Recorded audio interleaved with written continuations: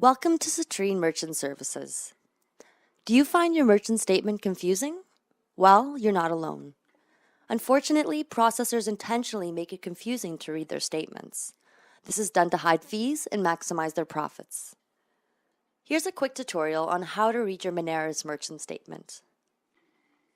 Moneris Payment Solutions was created in the year 2000 as a joint venture between Royal Bank of Canada and the Bank of Montreal. This is your Moneris merchant statement.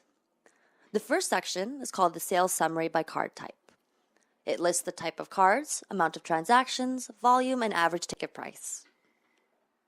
Next, we have the section Other Card Types or Products. This is where American Express would appear. Next is your monthly summary, where you'll find the total amount you paid in fees. Below, you'll see your daily activity summary. This is a list of your daily volume amounts, and it can continue on for several pages sometimes. Next, you'll see the section Financial Details. This is the list of each deposit that went into your account. Next is a section entitled Interchange Differential Analysis. This is the difference between 1.42%, the base rate, and the interchange rate for each different card. All merchants must pay the interchange rate of 1.42%, as this is the cost that Visa and MasterCard charge the processor for the transaction. In the next section, you'll see your transaction fees. This is where Moneris combines both the cost and their profit together. The Visa transaction is the total Visa volume, amount of transactions, and the base rate they charge. Now, we already know that cost is 1.42%. So at 1.64%, there's a markup of 0.22% on all transactions. The Visa interchange differential fee is the amount that was charged to cover the difference between 1.42% and the cost of the different types of cards. This is paid by all merchants. The Visa non-qualified fee is charged on all cards that are keyed in or are part of the interchange differential as a surcharge.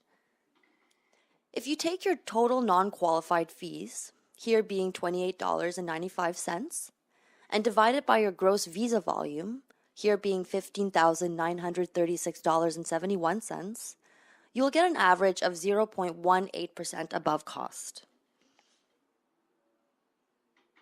The Visa refund transaction fee is where you'll see what you're being charged to complete a refund. The Visa card brand fee is what Moneris calls the assessment fee. As you can see on the interchange table, the assessment fees are 0.08%, so there's a markup of 0.04%. If you follow the same procedure for MasterCard, you'll find that the markup is the same. The Interact transaction fee is your fee of 5 cents per transaction, which is pretty standard in the industry. Next is the service fees section. This is where you'll see what your terminal rental is, any service fees, and the charge for paper statements. So to summarize all the fees, there's a 0.23% markup on the base rate, a 0.18% markup on the non-qualified fees, and a 0.04% markup on the card brand fees, bringing your total sum and markups to 0.45%. With Citrine Merchant Services, these markups are eliminated and replaced with one single markup from the processor.